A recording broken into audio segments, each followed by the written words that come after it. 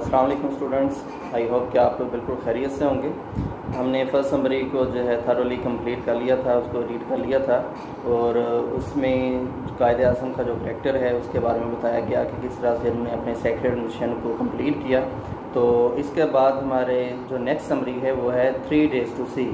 3 days to see का मतलब है 3 दिन देखने के लिए। तो लेकिन अगर इसका जो वैसे मीनिंग है वो है 3 दिन देखने के लिए, मतलब 3 days to see, 3 दिन देखने के लिए। लेकिन क्योंकि यहाँ पे राइटर ने उसको और तरीके से बयान किया है, तो जो इसका राइटर हैं हेलन केलर, वो यहाँ पे बात करती है अपनी बेनाई के हवाले से, क्योंकि वो डीफ एंड ब्लाइंड होती है, अंधी और बहरी होती है। इसलिए वो ख्वाहिश करती है कि 3 दिन के लिए अगर उसको उसकी बेनाई वापस मिल जाती है, उसकी आंखें वापस मिल जाती हैं, तो फिर जो है वो पूरी दुनिया की खूबसूरती को देख लेगी। तो उसके लिए फिर वो अपनी एक रूटीन बना लेती है कि फर्स्ट डे क्या करेगी, सेकंड डे क्या करेगी और थर्ड डे क्या करेगी। तो सबसे पहले हेलन केलर के बारे में बात करते हैं। तो उसके बारे में जो है इस ऐसे में बताया गया है, 3 days में ये बताया गया है कि वो एक बाहौसला खातून थी, कर्जियस वुमन थी, क्योंकि उसने बुक्स भी लिखी। वो राइटर तो है, डीफ एंड ब्लाइंड होने के बावजूद उसने बुक्स भी लिखी, उसने आर्टिकल्स भी लिखे। तो ये उसकी जो एक माजूरी है, वो क्योंकि हैंडीकैप थी, माजूर थी, अंधी और बहरी थी, लेकिन फिर भी उसने जो है एक प्रॉपर स्टडी के साथ प्रॉपर स्टडी उसने की रेडक्लिफ कॉलेज से, ठीक है। तो रेडक्लिफ कॉलेज से स्टडी करने के बाद उसने जो है बुक्स लिखने शुरू कर दी, उसने आर्टिकल्स लिखने शुरू कर दिए। और सबसे जो उसकी एक उम्दा मिसाल है उन आर्टिकल्स या उन बुक्स में से, वो है 3 days to see, मतलब 3 दिन देखने के लिए। ये जो ऐसे है या ये जो समरी है उसकी, ये उसकी मूविंग पीस ऑफ राइटिंग है। ये एक शानदार उसकी एग्जाम्पल है उसकी राइटिंग्स की। तो ये था एक उस राइटर के बारे में इंट्रोडक्शन। तो इसके बाद जब बात करते हैं हम समरी के बारे में कि जिस टॉपिक के बारे में बात की जा रही है, तो वो ये है, वो कहती है कि कुछ लोग जो वो हैंडीकैप होते हैं, माजूर होते हैं, माजूर के कोई ना कोई जिस्मानी तौर पर उनको माजूरी होती है और फिर वो बर्डन बन जाते हैं। बर्डन किन पे बन जाते हैं? अपने फैमिली मेम्बर्स पर बन जाते हैं, अपने जो रिलेटिव्स हैं उन पे बन जाते हैं, या इसके अलावा जो है अगर कोई फ्रेंड्स हैं उन पे बन जाते हैं, या बाहर जितने भी लोग हैं उन पे वो एक बोझ बन जाते हैं, क्योंकि वो माजूर होते हैं और अपने जो डेली रूटीन के फंक्शंस हैं या काम हैं उनको सही तरह से परफॉर्म नहीं कर पाते। तो उनकी हेल्प के लिए फिर किसी न किसी की ज़रूरत होती है। तो वो फिर जो दूसरे लोग हैं जो कि उस हैंडीकैप पर्सन को चाहिए होती हैं उसकी केयर के लिए, उसकी हेल्प के लिए, वो फिर उससे बेजार हो जाते हैं। तो इसलिए जो है वो फिर माशरे पे बोझ बन जाते हैं। तो अगर उन लोगों को हम ये बता दें, अकॉर्डिंग टू हेलन केलर, कि अगर हम उन लोगों को ये बता दें कि वो माशरे पे बोझ नहीं है, तो वो माशरे के अंदर एक अच्छी ज़िंदगी गुजार सकते हैं। हम उनकी केयर करके, उनको प्रॉपर जो स्टडी है वो दिलवा के, या उनकी जो बेसिक ज़रूरियात हैं उनको पूरा करके हम जो है उनको माशरे के अंदर एक अच्छा शहरी बनाने के काबिल हो सकते हैं। क्योंकि जो तालीम है अगर उनको दे दी जाए, या ज़िंदगी के जो असूल हैं वो उनको बता दिए जाए किसी भी फॉर्म में, तो फिर जो है वो एक अच्छी शहरी बन सकते हैं और किसी पे वो बर्डन नहीं बनेंगे। जिस तरह यहाँ पे एग्जांपल है हेलन केलर की कि वो एक राइटर है यहाँ पे, कि यहाँ पे उसने जो moving piece of writing 3 days to see लिखा है, तो इसकी वजह से उसको पॉपुलैरिटी मिली है। हालांकि वो यहाँ पे ऐसे के अंदर बताया जा रहा है कि डीफ एंड ब्लाइंड थी। तो इसी तरह से है कि कुछ इंसान जो हैं बेशक वो हैंडीकैप हों, लेकिन क्योंकि उनके अंदर कोई ना कोई एक ऐसी एबिलिटी मौजूद होती है कि वो फिर एबिलिटी जो है जब उसको परफॉर्म करेंगे, लोगों के सामने लेके आएंगे, तो फिर उनकी जो माजूरी है वो कोई भी इम्पोर्टेंस नहीं रखेगी। तो इसलिए हेलन केलर यहाँ पे ये कहती है कि ठीक है, हैंडीकैप पर्सन जो हैं वो हर जगह मौजूद होते हैं, ये लोग हर जगह मौजूद होते हैं, लेकिन उनके अंदर कोई ना कोई सलाहियत ऐसी होती है जो कि दूसरे लोगों से टोटली डिफरेंट होती है। तो अगर जो है वो अपनी सलाहियत को पूरे कर लाएँ, लोगों के सामने लेके आएँ, तो फिर जो है वो माशरे के अंदर एक अच्छी ज़िंदगी गुजार सकते हैं, पॉपुलैरिटी वो हासिल कर सकते हैं। जिस तरह नॉर्मल लोग जो है वो फेम हासिल करते हैं, शोहरत हासिल करते हैं, तो इस किस्म के लोग भी फेम हासिल कर सकते हैं। तो ये था यहाँ पे जो टॉपिक बयान किया जा रहा है हैंडीकैप लोगों के बारे में, जो कि राइटर ने जो है अपने से रिलेट किया है। तो फिर समरी की बात करते हैं, जिस टॉपिक के जो है ये समरी रिवॉल्व कर रही है। तो यहाँ पे हेलन केलर ये कहती है कि इंसानों के पास आंखें मौजूद हैं, क्योंकि वो तो हैंडीकैप है, उसके पास आंखें मौजूद नहीं हैं, वो ब्लाइंड है, डीफ है। व्यक्ति के लोगों के पास आंखें मौजूद हैं, लेकिन वो उनका प्रॉपर तरीके से इस्तेमाल नहीं करते। प्रॉपर तरीके से वो इस्तेमाल किस तरह से नहीं करते कि उनके पास आंखें मौजूद हैं, कान मौजूद हैं, अल्लाह ताला की दी हुई तमाम की तमाम ब्लेसिंग्स मौजूद हैं, तमाम हिस्से मौजूद हैं, वो टेस्ट कर सकते हैं, चीज़ों को देख सकते हैं, सुन सकते हैं, हर एबिलिटी उनके पास मौजूद है। लेकिन उनकी जो सलाहियत है या उनकी जो ब्लेसिंग्स अल्लाह ताला की तरफ से उनको दी गई हैं, वो सिर्फ़ अपनी ज़िंदगी को बेहतर बनाने के लिए इस्तेमाल करते हैं, वो किसी दूसरे की ज़िंदगी को बेहतर बनाने के लिए इस्तेमाल नहीं करते। कि फॉर एग्ज़ाम्पल एक पर्सन है, वो सुबह से शाम तक काम करता है, तो वो सिर्फ अपनी ज़िंदगी को बेहतर बनाने के लिए करता है। उससे रिलेटेड जो लोग हैं, फॉर एग्ज़ाम्पल उसके जो रिलेटिव्स या फ्रेंड्स या इसके अलावा जो सोसाइटी के अंदर लोग रहते हैं, उसके नेबर्स हो गए, हमसाए हो गए, तो वो अगर कोई गरीब है, कोई फॉर एग्ज़ाम्पल हमसाया है वो गरीब है, तो हमारे पास जब इतना वक्त नहीं होता उस पर्सन के पास जो कि अपनी डेली रूटीन्स में बिज़ी होता है, उसके पास इतना वक्त नहीं होता कि वो जाके उसकी हेल्प कर सके कि आया कि उसने जो है वो खाना खाया है दिन भर या नहीं खाया, या उसके हालात कैसे हैं। तो हमें जो है इतना मालूम नहीं होता कि हमारे साथ जो हमसाया है उसके हालात कैसे हैं। कि फॉर एग्ज़ाम्पल जो है वो डेथ हुई होती है नेबर्स में, लेकिन हमें पता नहीं होता कि वहाँ पे कोई डेथ हुई है। वजह क्या होती है? क्योंकि हम अपनी जो डेली रूटीन्स हैं उनमें बिज़ी होते हैं। हमने जो है वो सोशल होना छोड़ दिया है, लोगों में मिलना जुलना, उनके जो दुख और तकलीफ़ हैं उनमें जाना छोड़ दिया है, क्योंकि हम लोग जो है वो डेली रूटीन्स में बिज़ी हो चुके हैं। अपने काम तक जो है वो लिमिटेड रहते हैं कि एक पर्सन जो है वो सुबह काम पे जाता है, शाम को वापस आता है, फिर वो रात नींद करके सुबह के वक्त या फिर अपनी डेली रूटीन पे चला जाता है। तो इस तरह से लोगों के पास जो है वो दूसरों के जो दुख और दर्द हैं या खुशियाँ हैं उनमें शामिल होने का वक्त नहीं है, और ना ही उनके तकलीफ़ में शामिल होने का वक्त है। और इसके लिए फिर वजह क्या है कि हम लोग जो है वो मटीरियल हो चुके हैं। मटीरियल क्या है कि सिर्फ मादी चीज़ों की पीछे जो हम भाग रहे हैं, कि पैसे के पीछे भाग रहे हैं, गाड़ी अच्छी चाहिए, अच्छा घर चाहिए, तो हमें जो है सिर्फ इन्हीं चीज़ों की ज़रूरत है। हमने यही दुनिया जो है इसको मटीरियल बनाए हुए है, लेकिन जो दूसरी चीज़ें जो कि मोरालिटीज़ से रिलेटेड हैं हमने उनको इग्नोर किया हुआ है। तो फिर यहाँ पे जो है वो मेन थीम जो डिस्कस करती है हेलन केलर, वो कहती है कि use your eyes as if tomorrow you will be stricken blind, कि अपनी आँखों का इस तरह से इस्तेमाल करो कि कल आपने अंधे हो जाना है। कि जब एक पर्सन को पता होगा कि कल उसने अंधा हो जाना है, तो फिर वो क्या करेगा कि वो अपनी आँखों का प्रॉपर तरीके से इस्तेमाल करेगा। उसके आसपास जो लोग हैं वो उनकी केयर करेगा, आसपास के जो मनाज़र हैं या सीनरीज़ हैं वो उनकी वक़्त जो है उनकी जो कदर कीमत है उसको देखेगा, कि कुदरत के हसीन मनाज़र हैं वहाँ पे जाएगा, उनकी जो खूबसूरती है उसको अप्रिशिएट करेगा। क्योंकि जैसे कि पहले बयान किया है कि लोग जो हैं वो मटीरियल हो चुके हैं, वो मादी हो चुके हैं, सिर्फ मादी चीज़ों के पीछे भागते हैं। तो इस किस्म की जो चीज़ें जो कि जिस तरह ब्यूटी है, कुदरत की खूबसूरती है या मोरालिटीज़ हैं, इनकी तरफ वो ध्यान नहीं देते। लेकिन जब किसी पर्सन को पता होगा कि कल उसने जो है वो ब्लाइंड हो जाना है, उसने अंधा हो जाना है, तो वो फिर अपनी ज़िंदगी का जो उसके पास दिन मौजूद है उसको बहुत खूबसूरत तरीके से गुजारेगा। तो फिर वो बात ये भी करती है एक्सप्रेशन के अंदर कि only the deaf appreciate hearing, कि वो लोग जो कि बहरे हैं वो जो हेयरिंग है या सुनने की जो हिस्स है वो उसको अप्रिशिएट कर सकते हैं। क्योंकि एक पर्सन ऐसा है कि जो कि बहरा है कि वो सुन नहीं सकता, तो उसको पता होगा कि सुनने की जो हिस्स है उसकी कितनी इंपॉर्टेंस है, तो वो फिर चीज़ों को जो है डीपली देखेगा। इसके अलावा जो है अगर कोई अंधा है तो वो भी ऐसे ही करेगा कि वो चीज़ों को जो है देख तो नहीं सकता, लेकिन जो चीज़ें उसके आसपास मौजूद हैं वो उनकी जो कदर कीमत है उसको लाजमी जो है इम्पोर्टेंस देगा।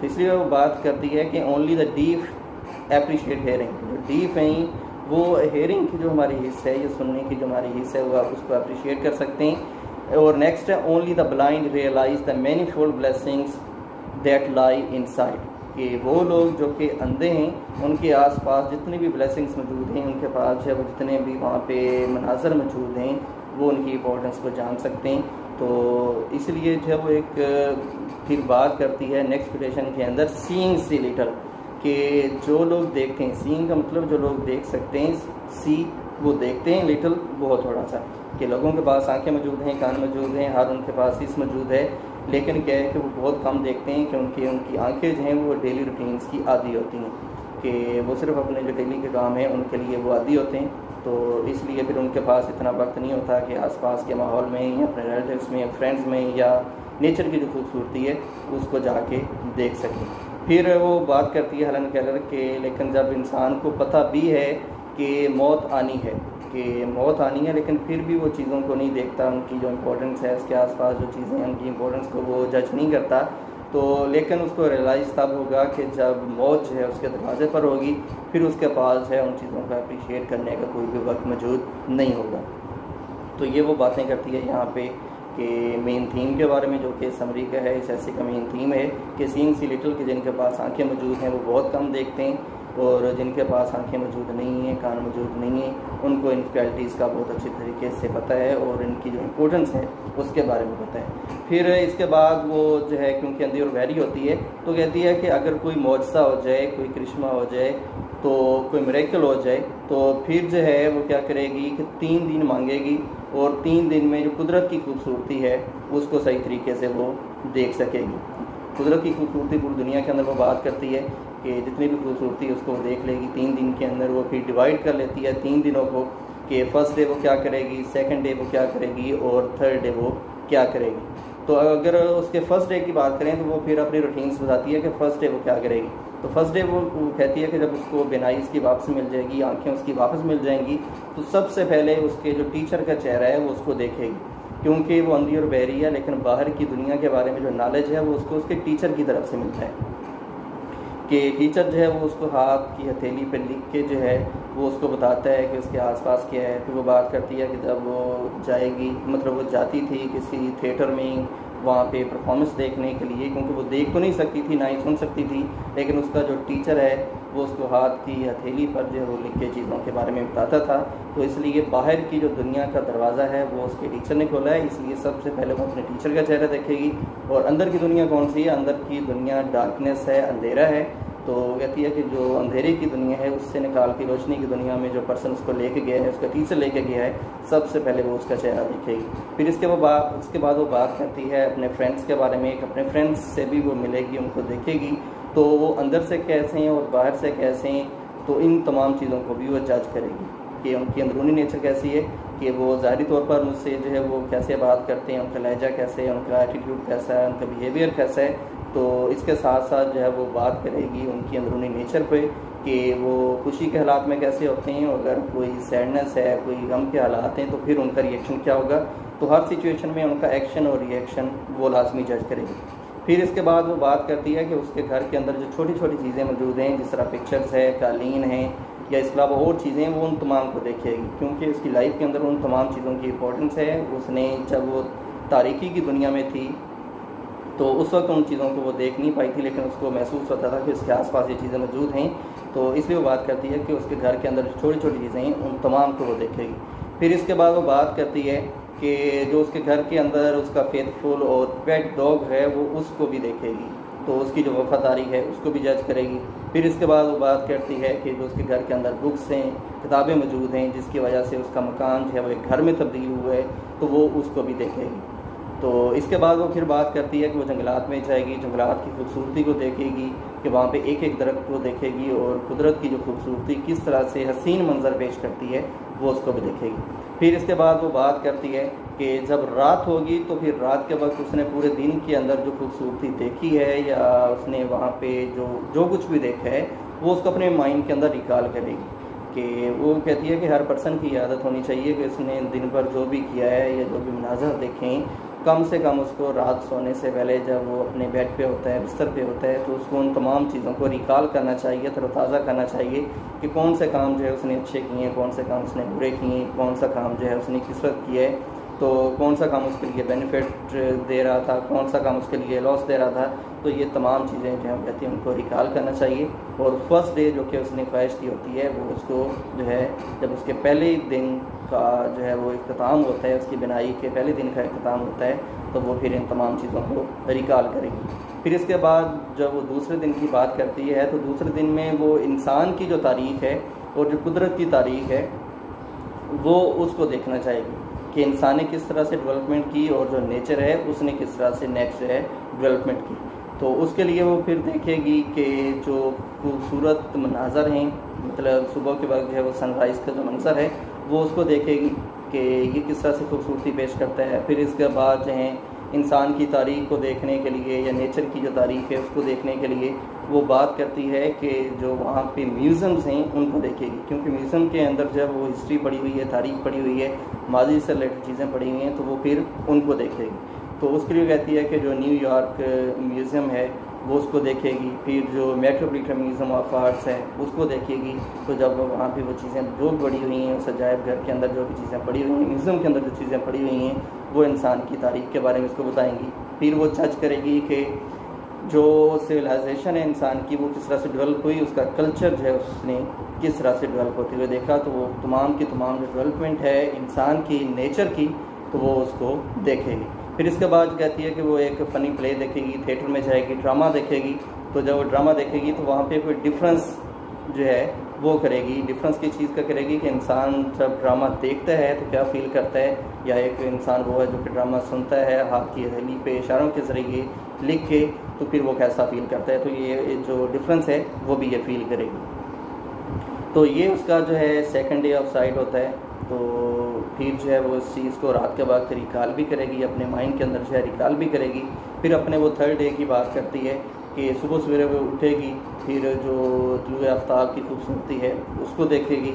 उसके बाद जो है वो फिर बात करती है यहाँ पे कि जब उसका थर्ड डे ऑफ साइट आएगा तो वो फिर जो न्यूयॉर्क सिटी है उसका वो टूर करेगी, दोबारा से उसका टूर करेगी क्योंकि उसका लास्ट डे ऑफ साइट होगा। तो उसके बाद वो क्या करेगी कि वहाँ पे न्यूयॉर्क के जो लोग हैं वो उनसे मिलेगी, डिफरेंट किस्म के लोगों से मिलेगी। फिर वो उनकी जो खुशियाँ हैं उसमें शामिल होगी, उनके जो गम हैं उनमें शामिल होगी।